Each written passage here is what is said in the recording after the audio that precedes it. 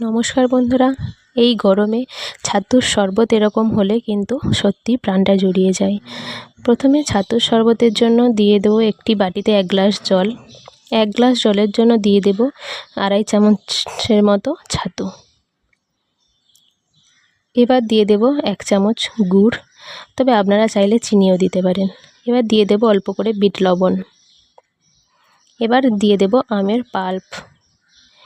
এই আম দিয়ে ছাতুর শরবত খেতে কিন্তু অপূর্ব লাগে। এবার দিয়ে দেব লেবুর রস, তবে আপনারা চাইলে এটি আম ছাড়াও বানিয়ে নিতে পারেন। এবার এটিকে ভালো করে মিশিয়ে নেব।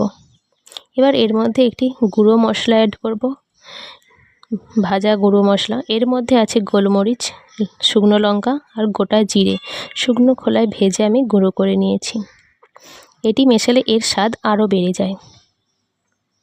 এর মধ্যে এবার বরফ কুচি দিয়ে সার্ভ করব। আপনারা অবশ্যই এরকম একবার আম দিয়ে ছাতুর শরবত বাড়িতে বানিয়ে দেখবেন।